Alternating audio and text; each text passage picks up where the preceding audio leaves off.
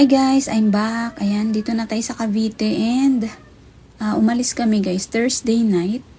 So ngayon, dumating kami Sunday night and ngayon pa lang ako mag-check ng plant. Ba't basa to? Nagdilig kasi ako guys ng Thursday afternoon bago kami umalis. Kala ko may umihi dito. Wala na maamoy. Ba't basa siya? Kakapagtaka magpo 4 days na. 4 days na Ba't basa pa siya? Ano ba yan? And guys, kayang-kaya naman ng ating gymno ng ilang days na walang dilig. Gymno and succulents. And ang bumulaga sa akin is itong ating mga compat. Ayan Ito yung compat ko, siksik, liglig, and ayan, boom. Ayan. So, umapak yung pusa and naiwan yung handle. Buti na lang guys, hindi ito tumaob. Dyan pa din siya nakalagay. Yan, nakaganyan pa din siya. Yan, si Marpin. My Darly Sunshine din dyan. Ayan, nasira. Ayan, so, hahanap tayo. Ito naman guys, nung nakaraan, bago kami umalis, may tinumba din siya, yung compat din na may ghost plant. Pangalawan na to. Kaya halos kalbo-kalbo na talaga. Kaya nilipat ko dyan. Inalis ko yung compat. Sineparate pot ko sila. Pakita ko mamaya. And ito guys, compat din to nung ating aloes. And Darly Sunshine. Ayan, tinumba yan. Tinumba. Tapos yung kapitbahay namin, inayos. Kaya lang, after inayos, tinumba ulit. Tapos inayos naman ng bayaw ko. Nangyari is, may kumalkal pa rin. Ayan kawawa si Darly. Ayan, kinalkal-kalkal yan guys. Kaya pinasok ko muna. Ito sa labas. Check natin ang ating succulents. Ayan guys, yung iba is hindi naman nagalaw. So yung pot lang talaga na compat, tsaka yung nakasabit. And sa dilig naman, ang uhaw na uhaw ang ating foxtail fern. Ayan may yellow na siya dyan. And dito sa succulents, okay naman. Wala naman masyadong uhaw.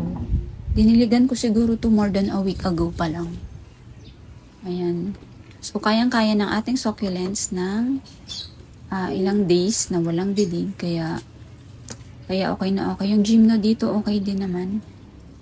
Ayan sila. So mamaya magdidilig ako. Ayan. So far so good. Ating agave. Ay! May naano na naman dito Ewan ko ba. Kahit lagyan ko to guys ng mga stick. Ganun pa din. Tapos bago kami umalis, naglagay ako dito ng tingnan nyo. Puro lupa. Ay bato. Kakainis talaga. Yun lang talaga ang kalaban ko dito guys. Yung pusa. Ayan. Bago umalis naglagay ako nyan guys. So yan. Para hindi umakyat. Mag over the bakod. Pero no effect. No effect at bumalik-balik pa rin yung pusa. Yan Ay hindi ito. Pinagpalit ko sila. Ayan. Bago umalis. Ito inayos ko guys. Yung pot ni ghost plant. Ayan, hiniwalay ko siya kasi kawawang-kawawa na talaga Tapos si banana. Yan. Yung kasama niyang iba dyan is sineparate pot ko din si compactum. Ayan, buti na lang. 2 pots lang yung may 2 pots lang yung tinumba. Ito nga bawas-bawas na yung lupa niyan. Kakatumba. Ayan. So, dyan guys. Dyan nakalagay yung ating compat dyan. Tapos ito naka-forward. So, inalis ko muna yung compat. Iisipin ko kung paano ko ba Paano ko ba ayusin ulit. Ayan. Yan. Dito naman nakalagay yung hanging. Dito siya. Inapakan. So, sa bigat natumba. Ayan. Okay naman sila dito. Hindi pa sila yung uhaw na uhaw in 4 days. Yan, succulents. Naman to More than a week pa lang na walang dilig. Kayang-kaya nila yan guys. wag lang yung isang buwan. Pag umabot ka na ng buwan, yun, makikita mo na ano, wrinkly, uhaw na uhaw. So, mamaya magdidilig na din ako kasi parang uminit na rin yung panahon. Pero mahangin pa din. Ayan, si Ma, diba? Ayan, so dito guys, ang uhaw na uhaw lang is ang ating foxtail. Ayan, the rest is okay. Yan, sa houseplants guys, nagdilig ako ng Thursday. So, ayan hindi sila uhaw na uhaw after 4 days. Yan, okay pa din. Ayan. Yellow ba to? New leaf yata to. New leaf. New leaf yan. So, yun lang talaga ang ano ko, yung may natumba. Rubber trees, okay din naman. Yan, kayang-kaya pa rin nila yan ng ilang days na hindi madiligan. Yan, ito okay din. Okay naman sila. Ito nga kinaya Anthurium. Ayan, kinaya nila. Ayan. Hilo ba kayo? So, aayusin ko muna to guys.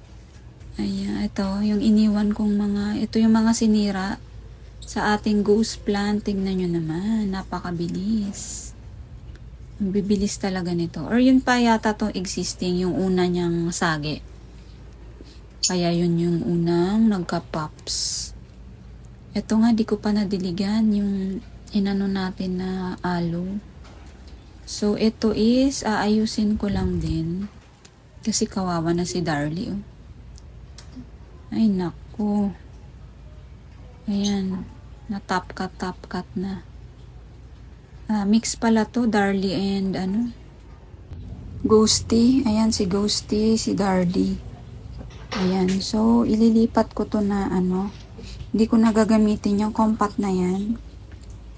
Baka dito na lang. Dito ko na lang siguro ililipat. Siya, amoy mapanghe. So, inihian nga to ng pusa. Ayan, kawawa naman sila. Ayan, lalagyan ko na lang ulit ng barbecue stick. So, ayan guys, ang update sa aming pagbalik. Ayan, okay naman ang ating plants. And thank you so much for watching. See you again on my next one.